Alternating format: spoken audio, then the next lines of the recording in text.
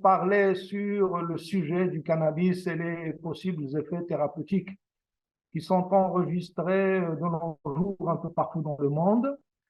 Et je voudrais simplement faire une petite introduction vis-à-vis de la plante quand même, parce que le cannabis, il faudrait dire un mot sur son existence depuis déjà plus de 5000 ans en Chine et en Asie centrale. Il était connu et utilisé pour ses vertus thérapeutiques, mais aussi il était connu pour provoquer des hallucinations et des problèmes psychologiques. Alors, évidemment, l'effet stupéfiant, il est en relation avec la présence dans la plante de certains produits chimiques, principalement un produit qu'on appelle le THC, le tétrahydrocannabidiol. Et ce produit, c'est justement le produit qui est derrière l'effet hallucinogène du cannabis. Alors, ce produit, bien sûr, il a été décrit et bien étudié dans les 40 dernières années. À côté du THC, il y a une autre molécule qui est très importante, qui est le CBD, le cannabidiol. Alors, le CBD, il sera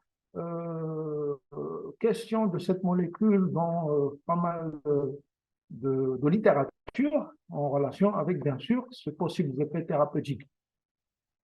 Alors, ce que je voudrais dire aussi, c'est que ces deux produits qui ont été en quelque sorte appelés phytocannabinoïdes en relation avec le fait qu'ils se lient dans notre organisme à certains types de récepteurs pour provoquer leurs effets pharmacologiques.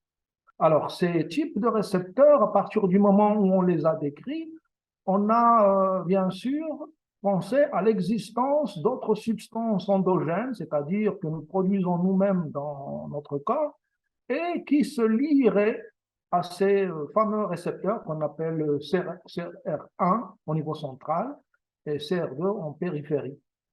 Et à partir de là, donc, la recherche a abouti à des découvertes très intéressantes puisque on a mis la main sur deux principales molécules qui font ce que, en quelque sorte, les phytocannabinoïdes font.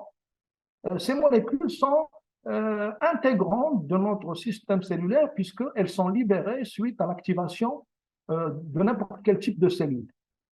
Leur libération implique bien sûr une machinerie moléculaire, une machinerie enzymatique, et c'est de là la grande importance de bien comprendre les mécanismes par lesquels les phytocannabinoïdes interagissent avec le récepteur dans notre organisme et comprendre bien sûr la relation avec les effets qu'ils provoquent et surtout bien sûr comprendre aussi l'implication des endocannabinoïdes dans la physiologie normale et en physiopathologie aussi.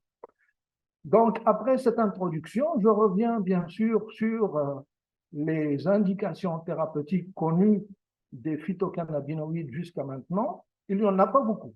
Il n'y en a pas beaucoup puisque d'ailleurs les produits utilisés dans l'industrie pharmaceutique de nos jours, il y en a à peine 3 ou 4 au niveau international. Et ces produits, ils sont indiqués dans des situations, je dirais, bien particulières dans les différentes pathologies connues. Vous avez l'exemple de certains produits utilisés contre je dirais, contre l'anorexie et les vomissements suite au traitement chimiothérapeutique. Il y a d'autres indications dans la sclérose en plaques et les douleurs qui l'accompagnent. Il y a aussi d'autres indications dans le problème de l'épilepsie, particulièrement chez l'enfant. Donc ça, c'est pour résumer à peu près les principales indications qui sont la propriété, je dirais jusqu'à maintenant, de ces phytocannabinoïdes.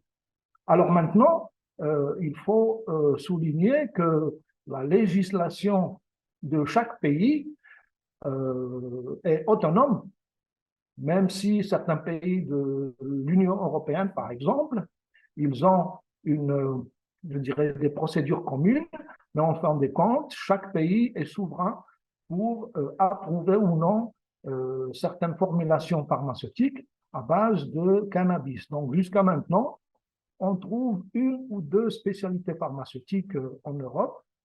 La même chose aux États-Unis, au Canada, en Nouvelle-Zélande, en Australie.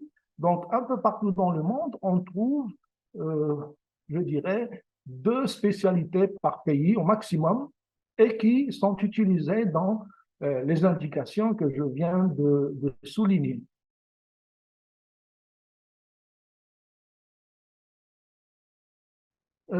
Qu'en est-il au Maroc? Bien sûr, c'est ça la question qu'on peut se poser. Donc, au Maroc, bien sûr, la chose est tout à fait nouvelle aussi vis-à-vis de la gestion de la perte du cannabis, puisque en 2021, il y a eu approbation d'une loi qui permet l'utilisation des produits du cannabis au Maroc dans le domaine thérapeutique. Et il y a eu création d'une agence qui s'occupe donc de l'agriculture du cannabis au Maroc et la réglementation. Et ça, c'est une chose très positive, bien sûr, parce qu'il fallait encadrer ce domaine. Maintenant, l'utilisation, bien sûr, des produits finaux, c'est là la question qui va se poser vis-à-vis, bien sûr, des différentes priorités tracées par notre pays. Donc, à un certain moment, il va falloir rentrer dans la course qui est déjà lancée au niveau international. Et nous avons, au niveau international, un organe qui fait partie des Nations Unies. Et cet organe, il réglemente l'utilisation des stupéfiants et il est aussi l'organe qui surveille la production des stupéfiants au niveau international. Et d'ailleurs, le président de cet organe, c'est un Marocain, M. Jalal Toufek. Et donc, cette organisation se trouve en Autriche et c'est elle qui réglemente en quelque sorte l'utilisation et la production des stupéfiants et aussi la surveillance. Maintenant, si on revient au sujet de l'implication du Maroc dans cette course, évidemment, on ne peut que se féliciter, mais il faut souligner que d'autres pays sont, je dirais, très en avance parce que non seulement ils ont déjà une production assez forte du cannabis, comme l'Australie, le Royaume-Uni, l'Espagne, même le Portugal, les Pays-Bas. Donc tous ces pays, ils ont déjà, par exemple, pour l'année 2024, ils ont en quelque sorte dressé leur possible production et ils ont informé l'organe qui gère les affaires des stupéfiants dans le monde et donc ils ont prévu une certaine quantité, je dirais, très consistante, ce sont des tonnes et des tonnes de produits de cannabis et à partir de là, bien sûr, ce cannabis, en principe, il est destiné à l'utilisation thérapeutique, mais aussi dans d'autres domaines de la cosmétique principalement. Voilà donc pour dire plus ou moins la situation actuelle. De nos jours, bien sûr, la réglementation est tout à fait nouvelle chez nous au Maroc. La loi sur le cannabis, elle va rejoindre en quelque sorte la loi sur les médicaments parce que le médicament, la vente et la production du médicament au Maroc, elle est gérée par la loi 1704 et qui stipule un certain nombre de réglementations internationales que le Maroc applique pour la production des médicaments et le contrôle des médicaments. J'imagine que ça va être la même chose pour les produits à base de cannabis, puisque ce sera des produits destinés à l'usage humain. Dans ce cas-là, bien sûr, ils doivent suivre la même je dirais, les mêmes procédures pour approuver des médicaments sur le marché. Donc, je dirais que probablement, ce qui serait l'idéal, c'est que maintenant, avec l'agence qui existe déjà et qui gère les affaires du cannabis, ça va de soi que le monde académique et universitaire, principalement les CHU et les professeurs spécialisés dans les différentes spécialités médicales, la pédiatrie, neurologie, rhumatologie, la cancérologie, l'oncologie en général. Donc, tous ces spécialistes devraient, en quelque sorte, apporter leur soutien au plan scientifique et de recherche clinique, bien sûr, parce que ce domaine nécessite toujours, comme d'ailleurs le soulignent beaucoup d'agences, je dirais, au niveau international et beaucoup de scientifiques, soulignent le besoin de réaliser beaucoup plus de recherche clinique d'une manière très, je dirais, dont la qualité est très élevée pour pouvoir éviter, bien sûr, les mauvaises expériences qu'on a connues dans le passé avec des produits qui ont causé des problèmes sur la santé humaine. Donc, le cannabis, ce n'est pas un produit anodin, c'est un produit qui est très intéressant au point de vue pharmacologique et toxicologique, mais il va falloir plus d'études, recherche fondamentale, mais aussi recherche clinique, avec des études cliniques randomisées, contrôlées, et pour pouvoir juger un produit à base de cannabis dans une indication donnée. Dans ce cas-là, bien sûr, l'apport du monde scientifique et médical est précieux si on veut, bien sûr, rester en quelque sorte dans cette course autour de l'utilisation thérapeutique du cannabis, qui d'ailleurs, même au niveau des pays très en avance, comme les États-Unis, d'ailleurs, en 2017, ils ont demandé à une commission d'au moins une vingtaine de spécialistes de dresser un tableau sur la situation des produits du cannabis. Et leur conclusion, c'est que il faut que les études soient encore poussées est très approfondie, surtout au niveau de recherche clinique, pour avoir l'esprit tranquille vis-à-vis de l'utilisation de ces produits, parce que la chose dont on peut avoir peur dans une utilisation à de longue durée, avec ces produits, c'est des effets indésirables qui peuvent être sérieux.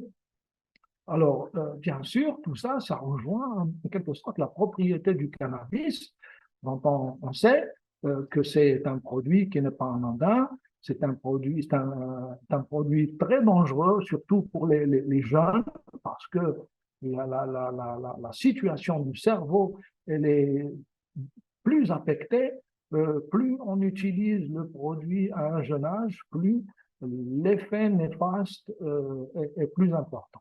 Et donc, à partir de là, les effets hallucinogènes et les autres problèmes peuvent aller très loin et avoir des effets néfastes sur la vie de la personne au niveau familial, au niveau professionnel. Et on ne veut pas que les produits pharmaceutiques à base de cannabis soient en quelque sorte déviés de leur intérêt principal. Voilà.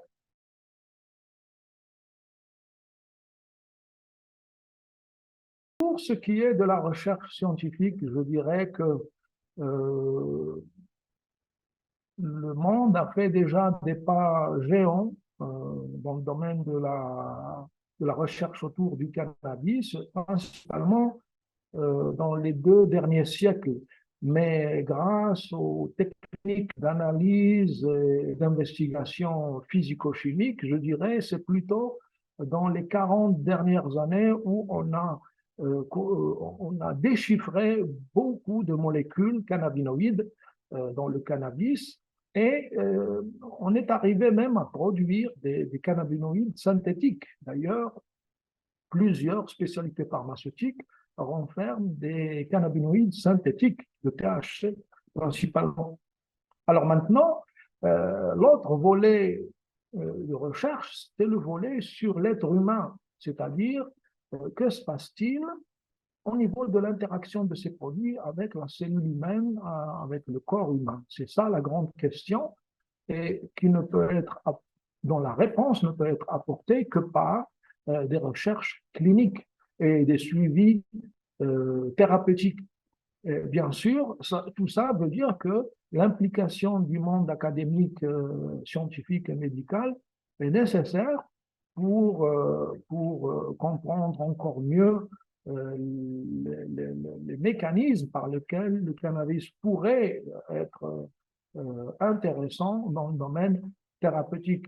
D'ailleurs, la découverte des produits endocannabinoïdes appelés l'anandamide et le 2-arachidonyl-glycérol, ces produits ont été découverts en 1992 et en 1995 respectivement.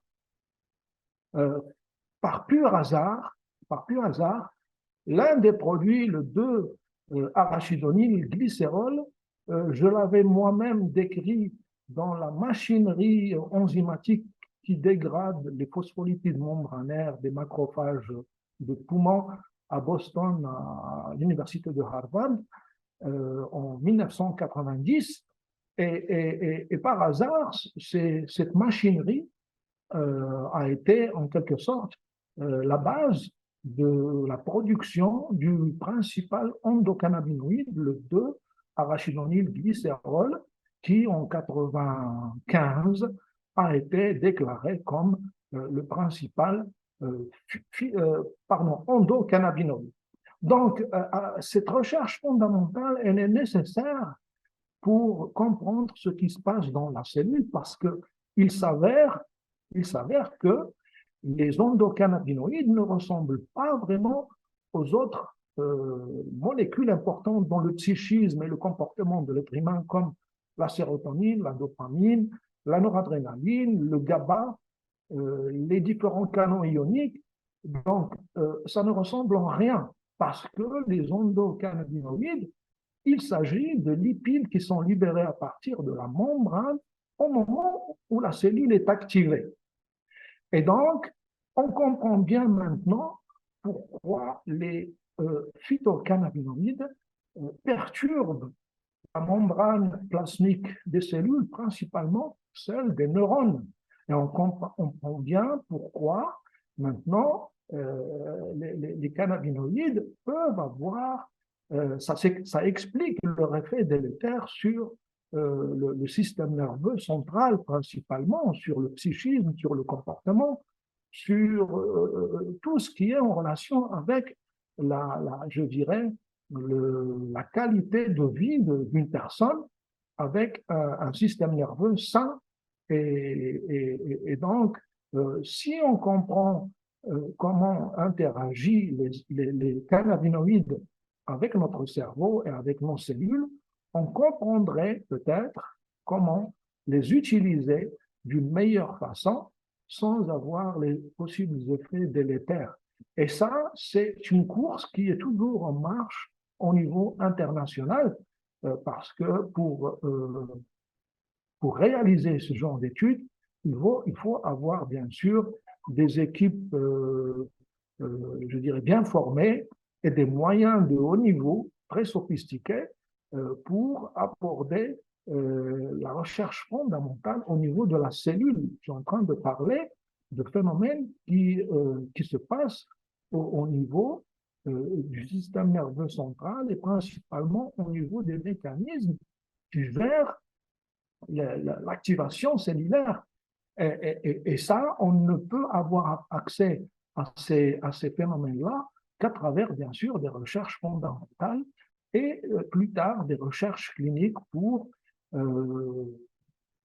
chercher les vrais bénéfices qu'on pourrait avoir au niveau de l'utilisation des produits du cannabis. Chose que pour l'instant n'est pas toujours facile d'ailleurs, comme j'ai dit au début, toutes les instances internationales qui gèrent les médicaments soulignent le besoin de plus de recherche clinique de haut niveau pour étayer donc cette utilisation thérapeutique du cannabis dans le domaine médical. Il y a eu bien sûr des exemples comme ça dans l'histoire. Par exemple, le fameux LSD, c'est une drogue qui, dans les années 40, 50, était une drogue très connue. C'est un produit hallucinogène aussi. Et on voulait faire de cette drogue un possible traitement contre la psychose. Malheureusement, c'était une molécule dont la pharmacologie était très compliquée et là, on a laissé tomber.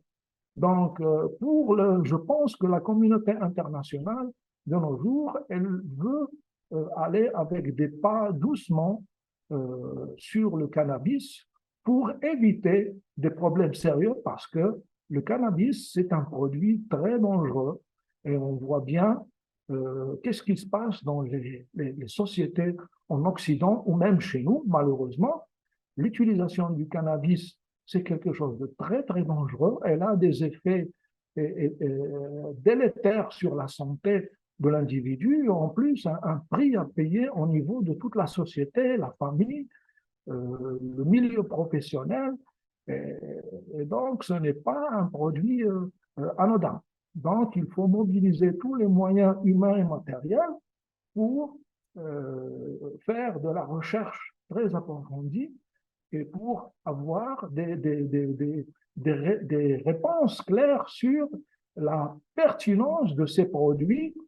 Est-ce qu'on reste dans le domaine cosmétique ou on va dans le domaine thérapeutique d'une manière bien ordonnée et bien étudiée? Voilà donc mon point de vue sur la possible recherche clinique, recherche fondamentale qui pourrait nous éclairer sur une bonne utilisation du cannabis chez l'homme. Voilà.